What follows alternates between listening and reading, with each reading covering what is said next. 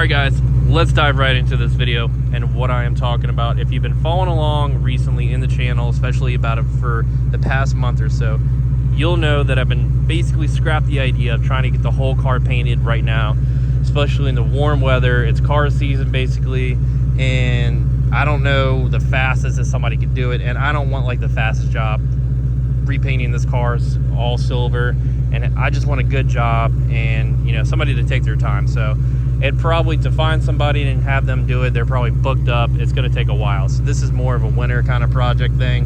I didn't get around to it this year. Maybe at the end of this year we can do that, or I can do that, get this done. But what I'm talking about is the things that I've noticed, the parts, finding the exact parts that I want in silver are pretty common parts.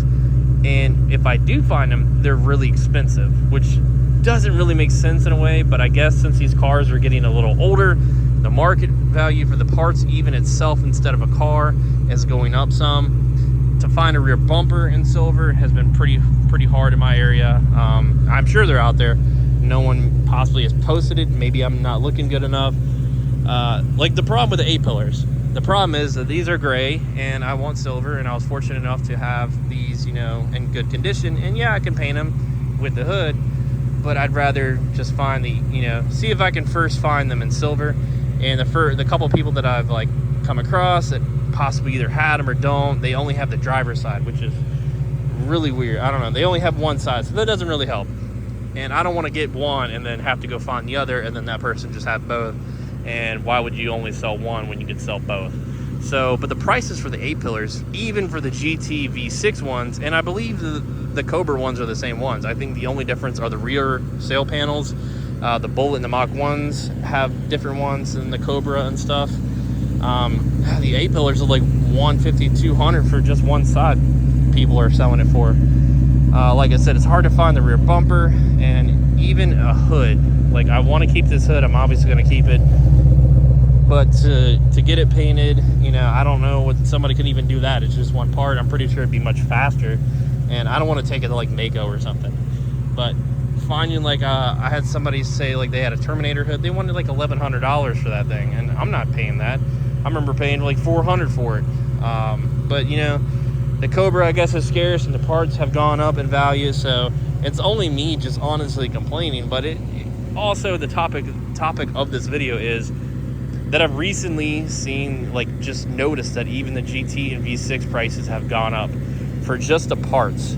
Car-wise, I don't know, but I can only imagine the Newedge Mustangs are selling. I pretty much can only imagine the prices have gone up for Newedge Mustangs altogether, whether it's a Cobra, V6, GT, or Mach 1, Celine, what have you, you know? But the idea is just to find these parts, put the car back together silver, pull the parts off that need to be painted, and just kind of have the car all painted at once.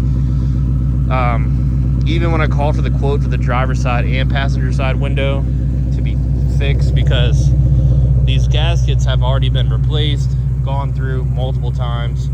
I think the driver's side is fixed, but it still leaks right here. If you take it through the car wash, if it rains, it's fine. But if you take it through the car wash, it just gets that whole passenger seat soaked. And I don't want that to happen, of course. And if someone's riding in the passenger seat, you know, I don't want that to happen. So that's where we're at. And that was around almost $800 for just both windows, not the regulators and the motors included. Because I think the way that they are set up, the window is glued and to the regulator bolted in as well. And the motor is, I think, bolted into the regulator as well. So I'd have to take a look at it again, but that's where we're at. And it kind of sucks that the prices have gone up, you know? But, oh well, what are you going to do? So we'll just keep the search. We'll keep looking, keep piecing this car back together. Hopefully it'll be done in a couple weeks, because I'm going to track down the stuff, and it shouldn't be that hard to track down just some factory parts that are pretty common on the, you know, how this car first came. Makes me almost wish that they had like the factory rear bumper at least, but you know, I sold that years ago. So anyways, that's gonna do for this video, guys. I appreciate you stopping by for this quick little video. I'll catch you guys in the next video. Subscribe for future content on builds like this, and have a good one.